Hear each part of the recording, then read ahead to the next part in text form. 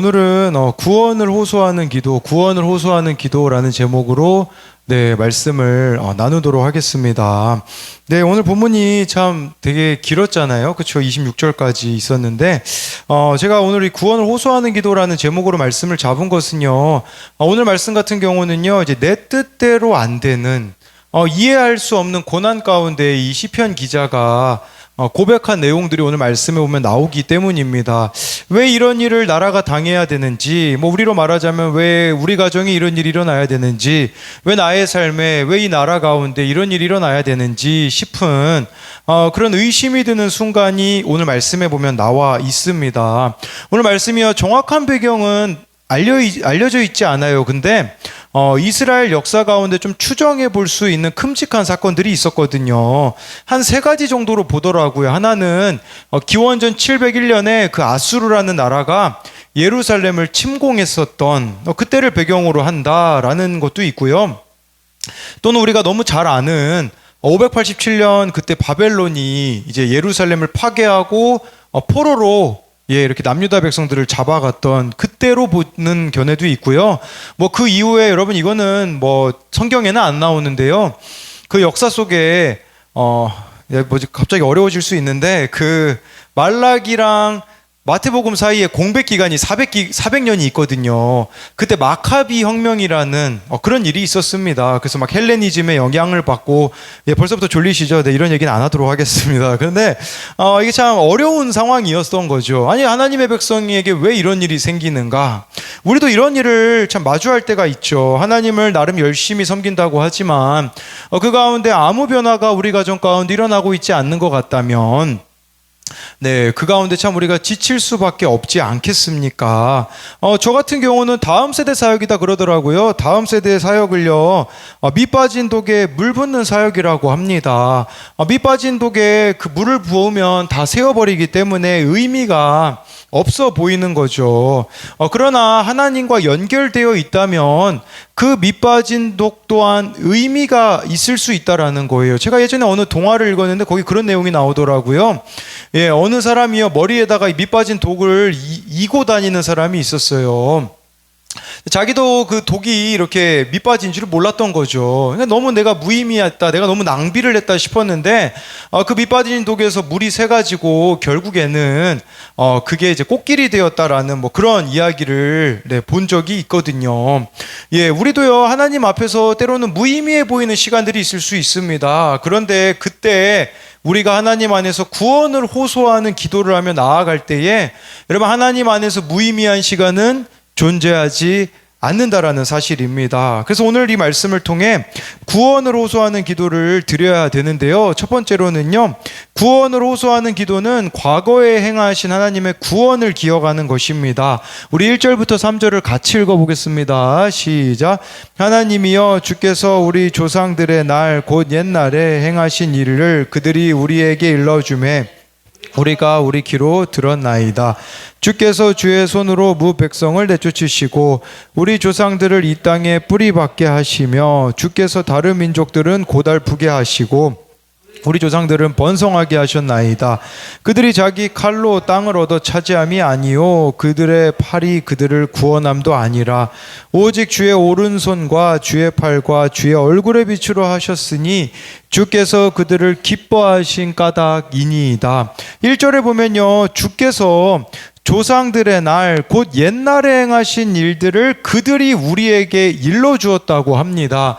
여기서 말하는 그들은 누굽니까? 조상들을 가리키기도 하지만 부모 세대들을 가리킨다고도 볼 수 있습니다. 여러분, 신앙생활에서요, 가장 큰 전수가 이루어지는 것은 부모를 통해서라는 겁니다. 신앙의 전수는요, 이처럼 부모를 통해서 이루어지는 거죠. 하나님께서 과거 이스라엘 가운데 베푸셨던 그 구원의 역사를 이 시편 기자는 부모를 통하여서, 조상들을 통하여서 들었다라는 겁니다. 여러분, 하나님의 역사는 이처럼 세대와 세대를 넘어 전달되어져야 되는 거겠죠. 우리에게도 필요한 것은요, 여러분들의 그 신앙이 자녀들에게 전수되는 거. 저와 여러분들 인생 가운데 진정한 성공은요, 내가 만난 살아계신 하나님을 다음 세대들에게 전하는 거라고 볼 수 있습니다. 여기 2절 말씀해 보니까요, 시편 기자가 들은 조상들로부터 어떤 내용을 들었냐면, 그 내용이요, 바로 하나님께서 이스라엘 백성들을요, 가나안 땅에 있는 그 사람들을 내쫓으시고 이스라엘 백성들을 가나안 땅으로 들어가게 하셨다라는 것을 말씀해 주고 있습니다. 예, 그런데 이것은요, 뭐 이스라엘 백성들이 뭐 능력이 있어서일까요? 3절에 보면요, 이스라엘 백성들이 뭐 칼 쓰는 능력이 있어서 그런 것도 아니다. 팔이 힘이 있어서 구원받은 게 아니라 전적인 하나님의 은혜였다라는 거죠. 그래서 3절에 보니까 주의 오른손, 주의 팔, 주의 얼굴의 빛. 이 주의 얼굴의 빛이라는 것은 주의 은혜라는 뜻이거든요. 그러니까 가나안 땅을 이스라엘 백성들이 점령한 것은 전적인 하나님의 은혜였음을 말씀해 주고 있어요. 예, 그렇게 하나님이 하신 이유가 뭘까요? 3절 마지막 부분에 이렇게 나오잖아요. 주께서 그들을 기뻐하신 까닭이니이다 라고 나와 있습니다. 여러분, 이 주께서, 여러분 우리도 한번 생각해 봐야 되는 게 있어요. 나를 기뻐하시려면, 하나님이 여러분들의 인생을 기뻐하시려면 어떻게 해야 될까요? 그것은 하나님이 기뻐하는 일을 내가 기뻐하는 것입니다. 예, 하나님이 기뻐하는 걸 내가 기뻐하는 거죠. 예, 하나님의 뜻을 나도 따라가는 것이, 그게 바로 기뻐하는 거겠죠. 그래서 그 하나님이 오늘 기뻐하시는 일을 우리가 발견하기 위해서 필요한 것이 무엇입니까? 날마다의 말씀 묵상을 하시면요, 거기 하나님의 선하시고 온전하시고 기뻐하신 뜻이 그날 말씀에 기록이 되어져 있다라는 거죠. 여러분, 근데 우리는 어떻습니까? 내가 하고 싶은 것만 합니다. 내가 기뻐하는 일만 하다 보니까 신앙에 있어서 발전이 없는 거라고 볼 수가 있는 것입니다. 지난 이제 수요일부터 제가 좀 달라진 게 뭐 한 가지 있다면, 수요 기독교사 모임에 갈 때 선생님들이 뭐 점심시간이고 하다 보니까요, 모임이 짧은 시간에 진행될 수밖에 없습니다. 뭐 1시 10분쯤에 시작하면요, 뭐 찬양을 한 10분 하면 1시 20분이 되죠. 선생님들은 1시 35분에 가셔야 되거든요. 그러면 실제로 말씀 전하는 시간이 뭐 한 10분 정도밖에 안 되거든요. 근데요, 10분밖에 안 되니까요, 제가요, 소홀해지더라고요. 원래는 막 1시에 가가지고 준비했던 제가 1시 10분에 선생님들이 오시니까 1시 10분에 가게 되어지고요. 10분 메시지 전하는 거니까 별 저에게 그렇게 대수롭지 않게 여기고 있더라고요. 근데 지난 수요일에 하나님께서 저를 책망하셨던 것은 제 자세가, 제 태도가 잘못되었다라는 거겠죠. 그래서 지난 수요일에는 이제 12시 50분에 이렇게 미리 가가지고 기도로 준비하는 시간들이 있었습니다. 오늘 아산고 기도 모임도요, 거의 뭐 12시 50분이나 1시에 맞춰 갔는데, 오늘은 이제 12시 한 30분쯤에 이제 아내랑 미리 갔습니다. 그리고 금요일 오전에도요, 제가 이제 뭐 이렇게 좀 뛰고 하는 시간이 있었는데, 금요일엔 뛰지 말아야겠더라고요. 괜히 피곤해지면 기도 모임 준비도 힘들고, 또 이 금요 기도의 준비도 힘들더라고요. 어제 이제 구역 예배 가운데 들은 소식은 성도님들이요, 제 설교를 들으면서 그렇게 잠을 잘 잔다고 이렇게 얘기하더라고요. 이게 목소리가 이렇게 톤이 일정하니까 잠자기에 너무 좋대요. 그래가지고 근데 가끔 깰 때가 있대요. 이제 광고가 나오면 유튜브 광고가 나오면 이렇게 깬다고 하더라고요. 뭐 졸더라도 뭐 들으시는 것에 뭐 감사하도록 하겠지만, 저도 회개가 되는 게 있더라고요. 뭐냐면 제가요, 원래 매일 그 큐티 설교 다른 목사님들과 한 2개씩은 기본적으로 들었었거든요. 근데 요즘 안 듣더라고요. 그리고 어제 제가 어느 목사님의 그 큐티 설교를 듣다가 졸고 있는 제 모습을 좀 보게 되더라고요. 그러니까 뭐 성도님들이 제 큐티 설교 듣고 뭐 존다, 그거에 대해서 제가 반응할 게 아니라 나도 그런 부분들이 있지 않을까. 그래서 오늘 아침에는 두 목사님의 그 설교를 직접 큐티책에 적으면서 들었거든요. 여러분, 하나님이 가장 기뻐하시는 것은 뭐냐면 회개입니다.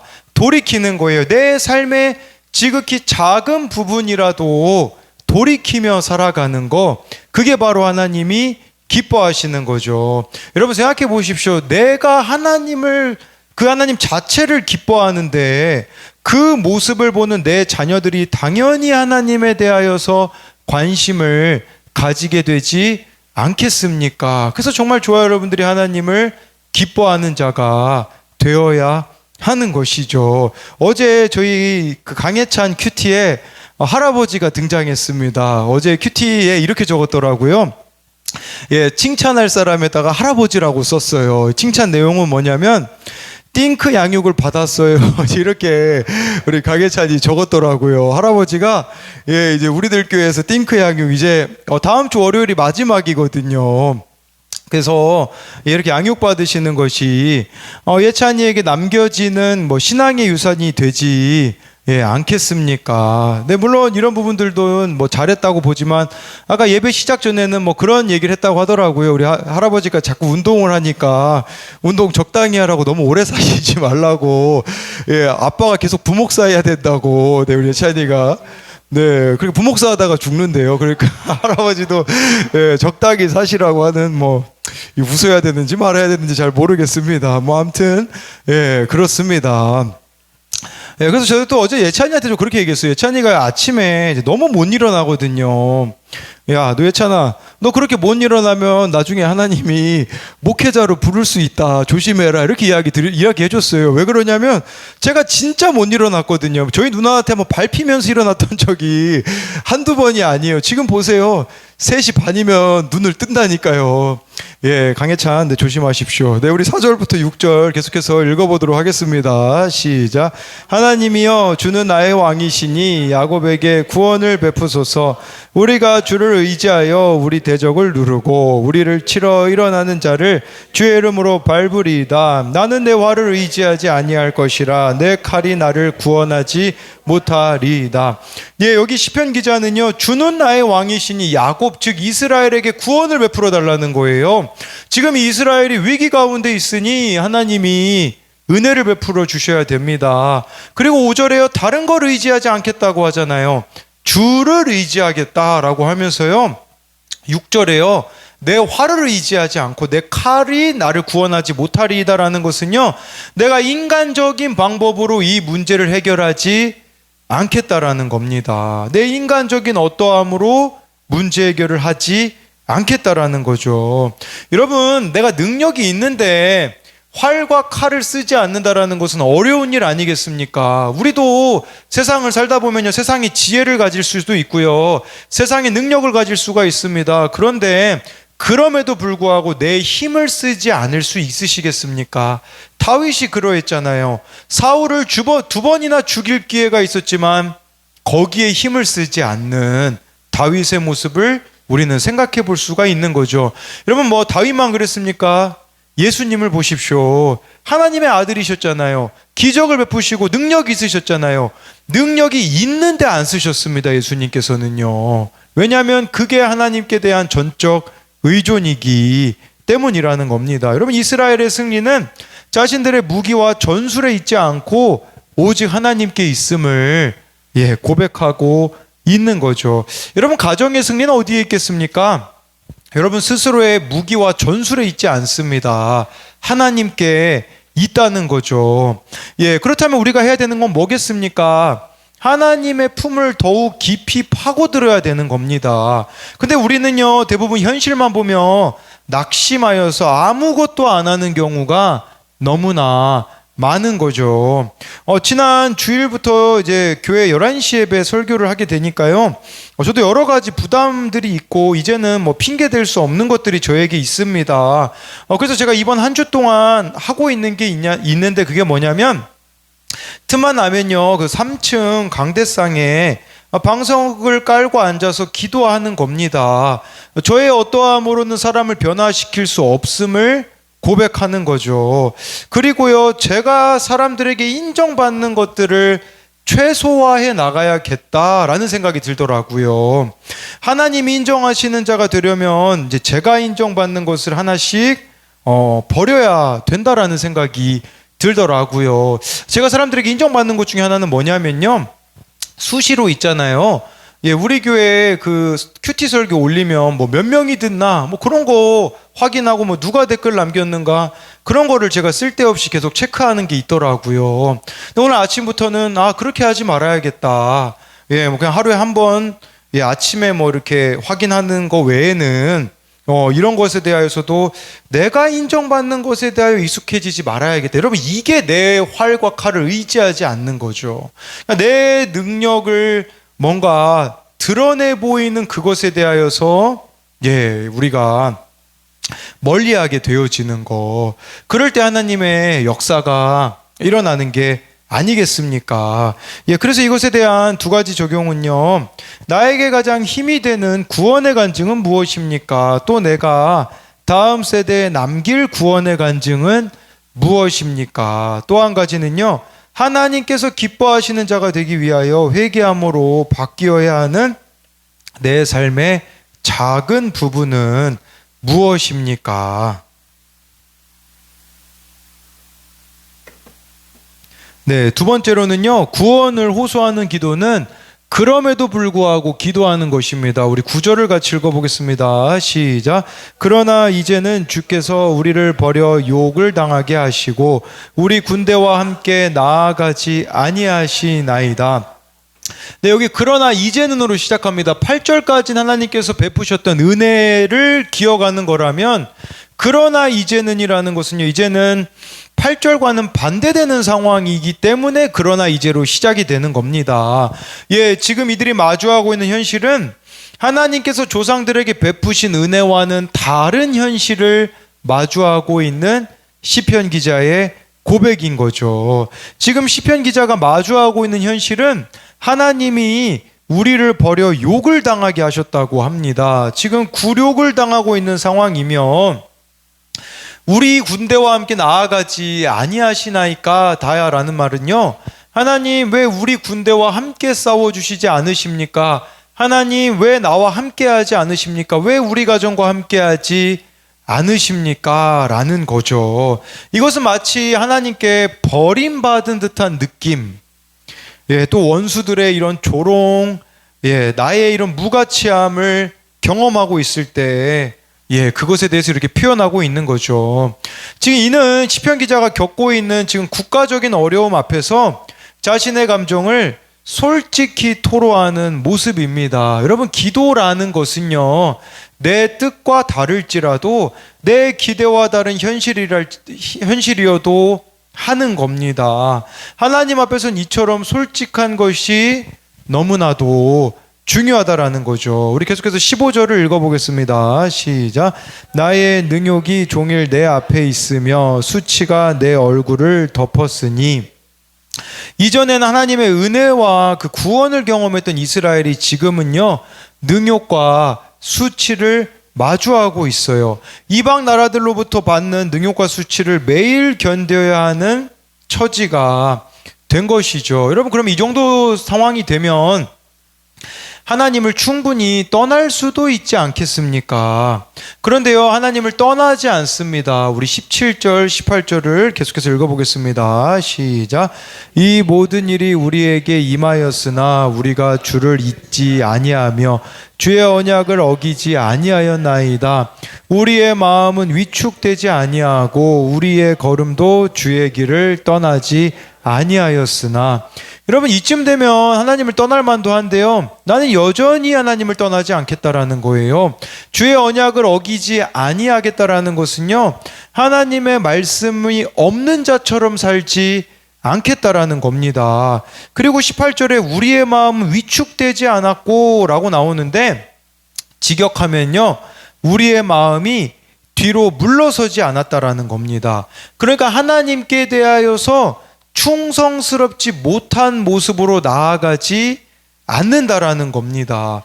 그러니까 지금 이 시편 기자는요, 강력한 시련 가운데 하나님을 섬기는 마음이 흔들리거나 변하지 않았다라는 겁니다. 이스라엘이 하나님을 향한 마음을 돌이키거나 하나님의 길에서 벗어나지 않았음이 강조가 되는 거죠. 이때라도 하나님이 응답해 주시면 얼마나 좋겠습니까? 지금 이런 어려운 상황에서도 하나님을 안 떠나고 있잖아요. 그럼에도 불구하고 그들이 마주하고 있는 현실은 변함이 없어 보인다라는 거죠. 그게 바로 22절에 보면 나와 있거든요. 우리 같이 읽어보겠습니다. 시작. 우리가 종일 주를 위하여 죽임을 당하게 되며 도살할 양같이 여김을 받았나이다. 예, 이스라엘이 언약에 신실했음에도 불구하고 하나님이 구원하지 않으시는 것을 탄식합니다. 그들은 전쟁에 패하여 종일토록 도살당할 양과 같이 되었다고 하는 거죠. 예, 여러분, 우리도 그런 생각 들지 않습니까? 언제까지 내 자아가 죽어야 되는가? 언제까지 내가 이 십자가 지는 적용을 해야 되는가라는 물음표가 뜨는 순간들이 우리들의 삶 가운데 왜 없겠습니까? 이 정도 하면 내가 할 만큼은 다 했다 싶은 순간들이 있는 거죠. 그렇지만요, 여러분, 그 고난 가운데 그렇게 주님을 의지하며 나아갈 때에 넉넉히 이기는 순간이 찾아오게 될 거라는 겁니다. 김남준 목사님이 쓰신 돌이킴이라는 책에 보면요, 이 목사님이 이전에 중국에 가셨을 때요, 중국의 어떤 노 목사님 한 분을 만나 뵈었다고 합니다. 옆에 있던 목회자가 그분의 과거에 대해 이야기를 전해 주었는데요, 그분은 결혼 후에 아이를 둘을 낳고 전도자가 되겠다고 신학교에 들어가셨다고 합니다. 그런데 신학교에 다니는 동안 문화혁명이 발발한 겁니다. 당시 신학생이었던 그분은 22년 징역형을 선고받고 강산이 2번 변할 세월이 흐른 후에 자신의 집을 찾아갈 수 있었습니다. 그러면 22년이 지난 후라면 이게 뭐 다른 것 때문이 아니잖아요. 하나님을 위하여서 감옥에 간 그가 아니겠습니까? 하지만 집에 가보니까요, 눈을 뜨고 볼 수 없을 정도로 집은 폐허가 되어 있었고요, 아내는 죽었고요, 한 아들은 알코올 중독으로 폐인이 되었고요, 다른 아들은 공산당원이 된 후였습니다. 목사님은 이제 이런 생각을 하시게 되는 거죠. 신앙을 지키려고 지내온 강제 수용소 생활 20여 년의 결과가 이것이란 말인가 하며 집 마당에 앉아서 울었다고 합니다. 그때 주님의 음성이 들렸습니다. 얘야, 아직도 내가 나를 사랑하느냐? 그 목사님은 대답했다고 합니다. 주여, 내가 주를 사랑하나이다. 그리고 사명의 길을 계속 걸어갔다라고 이렇게 하시더라고요. 여러분, 우리가 어떤 일이 있다고 할지라도 이 길을 걸어갈 수 있는 이유가 무엇입니까? 22절이 이 당시에는, 여러분, 이 시편 기자는요, 예수님을 알지 못했잖아요. 예수님의 십자가를 알지 못했잖아요. 우리가 이 길을 그럼에도 불구하고 걸어갈 수 있는 그 비결은 예수님이 도살할 양같이 여김을 먼저 받으셨기 때문입니다. 여러분, 아무리 내가 낮아져도요, 예수님만큼 낮아지실 수는 없어요. 아무리 내가 힘들어도요, 예수님만큼은 힘들지 않는다라는 거, 그 예수님이 나를 위하여서 그렇게 죽어주신 그 은혜를 안다면, 고라자손도 마찬가지지 않을까? 여러분, 이 시편 44편도 고라자손이 썼습니다. 고라자손은 누구냐? 민수기 읽어보시잖아요. 모세에게 반역했다가 땅이 입을 벌려가지고 고라자손들이 하나님을 섬기던 그 고앗자손, 레위자손이었거든요. 그 땅이 삼켜버렸습니다. 그 후손이에요. 여러분, 조상들이 다 죽었습니다. 좀 하나님을 반역했다가 그렇게 죽임당한 자손인데, 이들이 다시 하나님 편에 서니 하나님께서 이들에게 은혜를 내려주셔서 하나님을 섬길 수 있는 기회를 다시 주셨잖아요. 그러니까 이들의 삶에는요, 더 이상 뒤돌아볼 수가 없는 거죠. 이미 하나님이 우리 이 망한 자손 가운데 이런 은혜를 베풀어 주셨는데 어떻게 뒤돌아볼 수가 있겠습니까? 그러니까 제가 여러분들께 말씀드리고자 하는 것은 뭐냐면, 내가 주님께 어떤 은혜를 받았는지를 기억하라는 것입니다. 그렇기 때문에 이 고난 가운데 뒤로 후퇴하실 것이 아니라 우리들에게 필요한 것은 23절입니다. 우리 같이 읽어보겠습니다. 시작. 주여 깨소서 어찌하여 주무시나이까? 일어나시고 우리를 영원히 버리지 마소서. 이 고난 가운데 우리가 해야 되는 게 있습니다. 그건 뭐냐면요, 하나님을 깨우는 겁니다. 여러분, 하나님을 깨우셔야 돼요. 하나님이 침묵하시는 것과 같은 그 순간 고난 가운데 더 크게 하나님을 부르짖어야 된다는 거예요. 저는요, 이 23절을요, 이렇게 다가오더라고요. 여기서는 하나님을 깨운다라는 표현이 나와 있지만, 하나님께 대하여 내가 깨어나는 거, 이렇게 표현하는 게 좀 맞는 것 같습니다. 여러분들의 삶을 곰곰이 돌아보십시오. 하나님께 대하여 잠들어 버리게 만든 요소들이 있을 겁니다. 예, 여러분들이 하나님과의 친밀해지려고 하고 관계가 깨어나려고 하면요, 잠들어 버리게 만드는 그 요소들이 분명히 있을 겁니다. 그것들을 하나씩 버리셔야 되는 거겠죠. 예, 어제는 이제 제 아내가 게임을 지웠습니다. 우리 그 브롤스타즈라는 게임, 우리 강혜찬이 100점 3번 맞으면 엄마도 핸드폰에 그 브롤스타즈 깔으라고 했는데, 예, 우리 제 아내가 큐티 나눔에 그런 나눔을 해줬거든요. 예, 이게 중독이 되는 부분들이 있다 보니까 아예 지워버렸거든요. 마찬가지로 여러분, 이 중독에 대한 부분들, 유혹에 대한 부분들, 정말 저와 여러분들이 하나님께 대하여 깨어있으려고 하면 다시 잠들게 만들어버리는 그것들을 제거해야 된다라는 겁니다. 박완서 씨는요, 소설가기도 한 그녀는 아들을 잃고 하나님께 한 말씀만 하소서 하며 절규했는데요. 그 탄식 끝에 하나님께 대하여 그렇게 절규하고 탄식하였는데요, 하나님과 화해를 합니다. 그리고 이렇게 말합니다.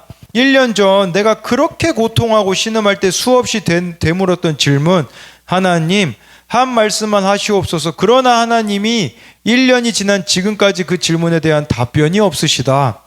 그러나 그 고통의 순간을 지나올 때 내가 그렇게도 원망할 하나님이 계셨다는 것이 얼마나 고마운지 모른다. 나의 원망을 받아줄 하나님이 안 계셨다면 오늘 나는 존재할 수 없었을 것이다. 고통의 순간에 수많은 원망 섞인 질문을 던질 때 그 많은 원망을 고스란히 들어주셨던 하나님, 그분의 침묵은 더 많은 원망을 듣고자 하셨던 하나님의 배려였던 것이다 라고 하더라고요.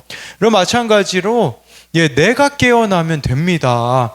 제가 아까 그 아산고등학교 기도 모임에 갔다고 말씀드렸잖아요.